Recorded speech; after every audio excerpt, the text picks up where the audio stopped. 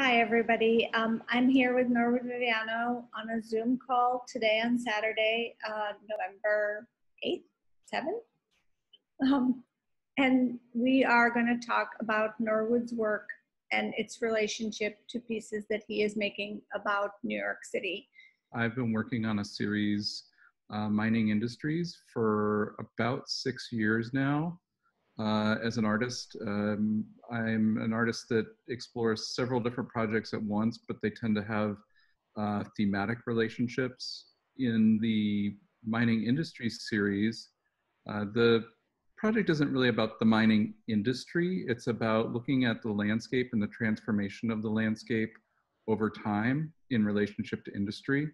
These two pieces that are based on Manhattan, one lower Manhattan piece and one midtown Manhattan piece, use digital 3D modeling technology as well as traditional kiln casting technology. And within the mining industry project, I've done projects related to close to a dozen cities. I use LiDAR, which is a infrared light detecting and ranging technology. So airplanes fly over cities, bounce lasers off of the landscape, and then capture that into a 3D model. I usually acquire that data from the county or the city, and then turn it into a 3D model that can then be cast in glass. And so this is a detail of Lower Manhattan. And if you look closely, you can see in the water is some of the 3D print layering. And so some of the process sort of ties into the way that I want the landscape to read as well. Can you tell us a little bit about why do you think it took so long for you to acquire the LiDAR for New York, or the type of LiDAR for New York that you were interested in? There's always a little bit of a challenge when you're working with working on a project and it's a major city. In New York and Washington, D.C. and several other cities, it's a security risk to release the LiDAR. Mm-hmm. So I've been working to acquire the LiDAR for New York City for close to 6 years, and it just became available recently.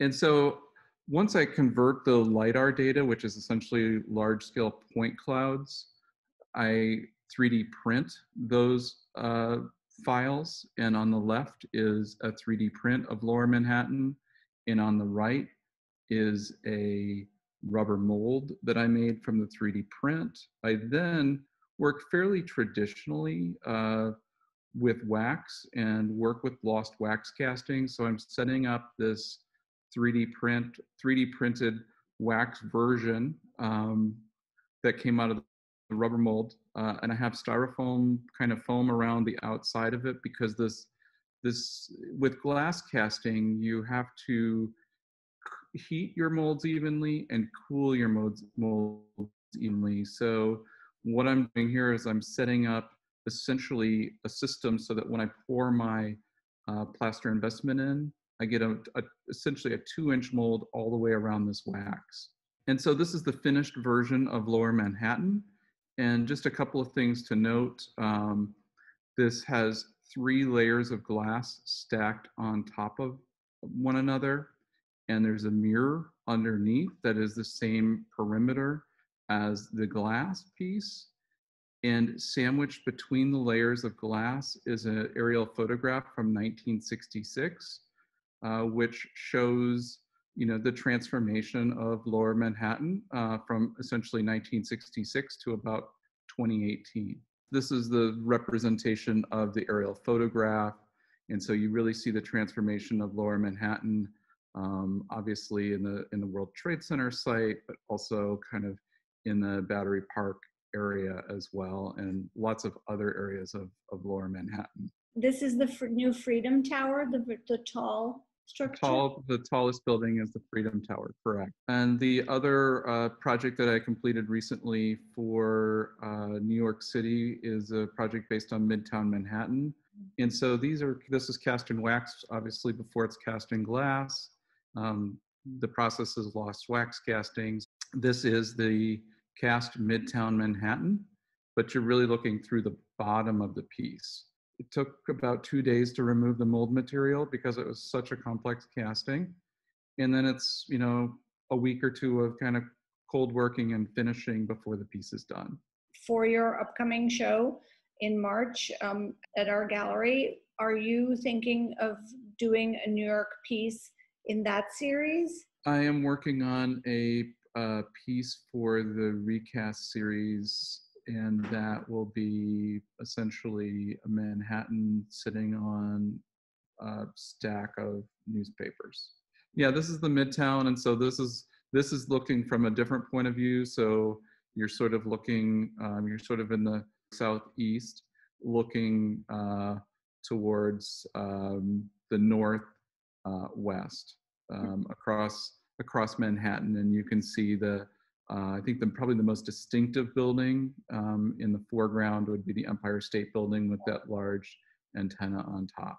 There is an aerial photograph that is reflected in the mirror below.